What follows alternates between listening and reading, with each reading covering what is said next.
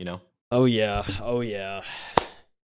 Want to talk about Speaking of reimagined? reimagine. Yeah, let's go, dude. Oh, it's interesting times, Mike. Let's just say that. It Um, is.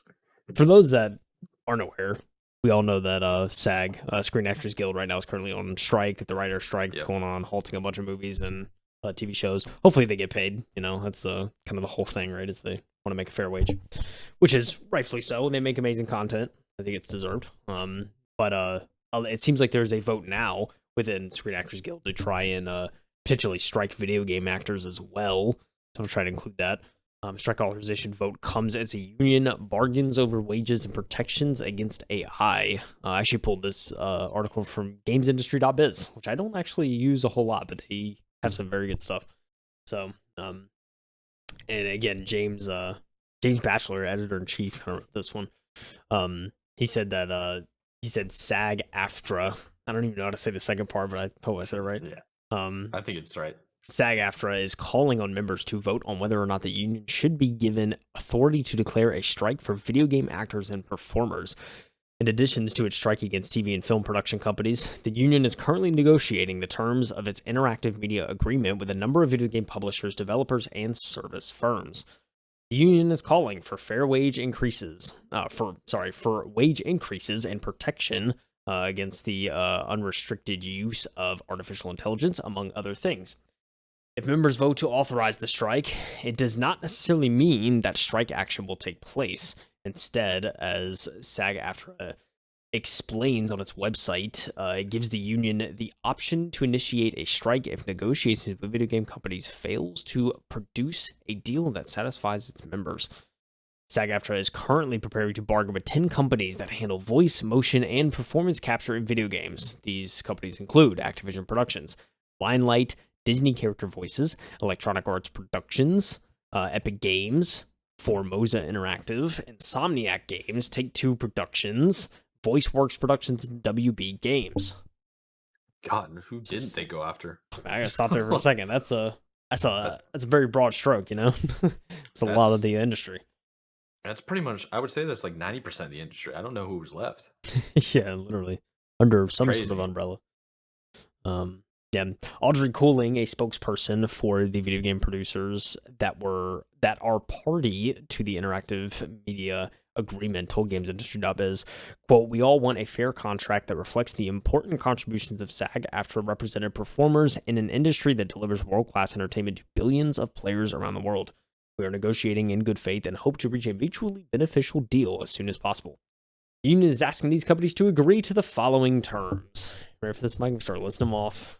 All right, let's get it.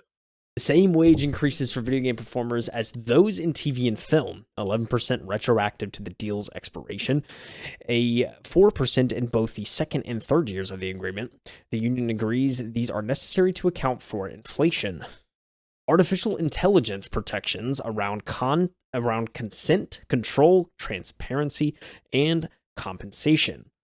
I think the artificial intelligence is kind of putting a linchpin in that because it's related to our next article of kind of like how AI is going to Yeah. tie in with all this.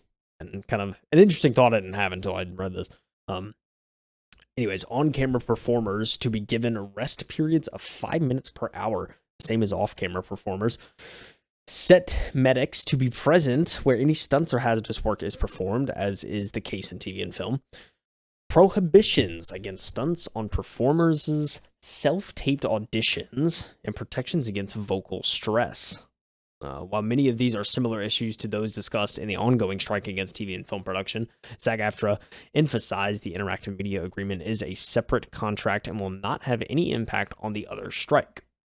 Voting for eligible members will close at 5 p.m. PT on September 25th. The vote was unanimously approved by SAG-AFTRA's national board. Very interesting stuff, Mike. I don't know. So I think they seem reasonable. I don't think these are like outlandish or anything. No, I agree with you. Yeah. Um, I think. how much do you know about the strike going on right now? I mean, I don't know like the ins and outs and the details. I know it's been going on since beginning of May. So, and we're Yes. now at the beginning of September. So, I think I saw articles recently. They expect it could go as long as 6 months. if you've looked at any of the SAG strikes that have happened in the past, because this certainly isn't the first. I think it's like maybe the 10th or something. There's been a lot. There's a lot of them. Um, They're basically pros at this point. yeah, I mean, I think the longest one was 6 months in the past. Typically, when a strike does happen, it's like maybe a few months at most is kind of the average, maybe 2-3 months. It's not ever really super long. However, this could set a record. This one that's currently happening. Um, but it's something I didn't notice it necessarily until I realized, like maybe a month ago, that I was like, I haven't seen like Jimmy Fallon clips on YouTube in a while. Like, what's going on with that? Right. And then you go and see none of the late nights are taping, like none of and Yep. now we're hearing all these delays to like famous shows and stuff are going to be happening. There's going to be, it's like setting back like a year almost on some of these to try and get through production. So we're definitely gonna not only seeing the effects of it immediately, but also seeing how the effects are going to kind of accumulate. Um, it seems like, and I'll be honest, I'm not privy to kind of the results of the previous strikes, if they actually worked or not. I didn't look that far into it.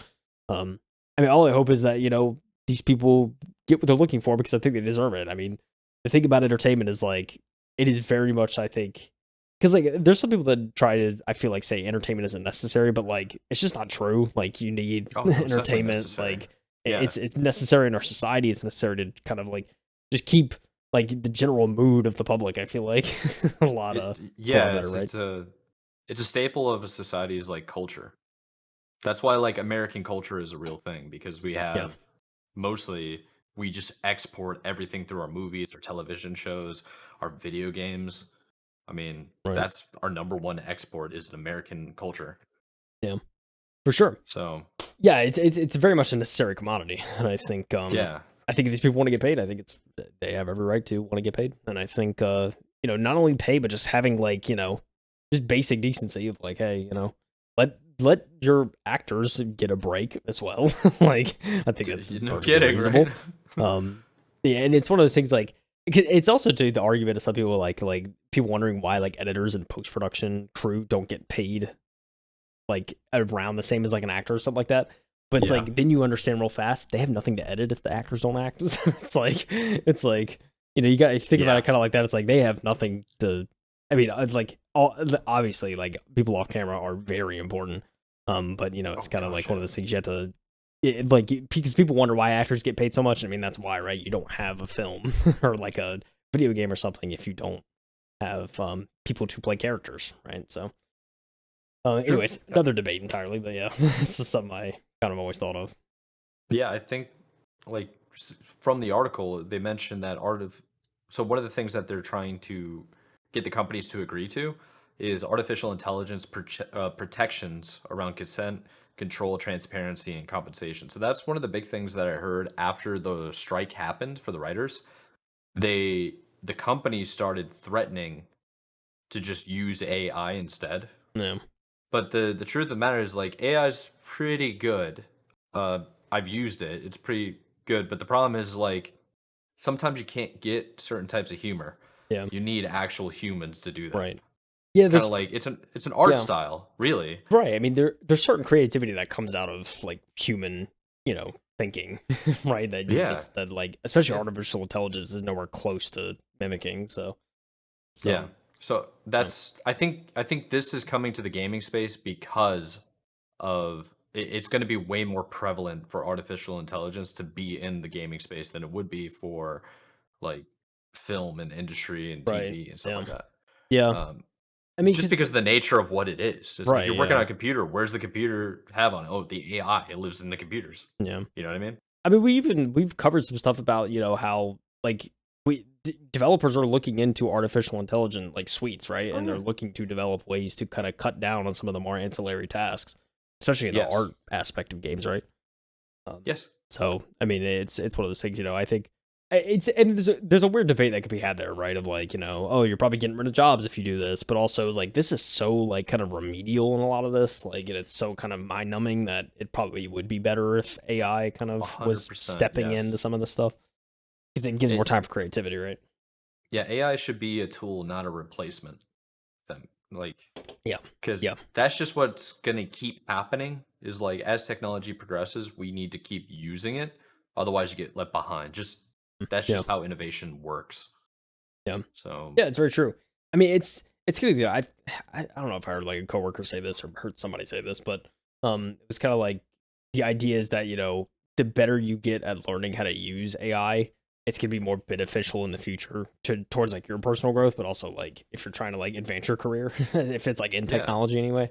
Like definitely. if you can understand AI and learn how to use it, you're gonna have an edge without a doubt. So, it's still beneficial, I think, to kind of learn about AI and learn about the technologies, and let's see what can be done with it because I think humans could to a certain extent will be able to kind of grow with it and kind of use it to our advantage. So it's you know it gets crazy, right? Because you get into like aspects of like language and it learns its own language. It learns how to do stuff that you didn't know how to do. And then it takes with the world, and then it's Cyberdyne. Like it gets crazy. It escalates quickly. That's what Terminator. I'm saying. Yeah. Like, so, but I don't know. I I'm mean, gonna watch Terminator later this weekend. oh man. I mean, I don't know. Speaking of AI, I feel like we should just get into the next topic 'cause it's That kind of related to that, that's right?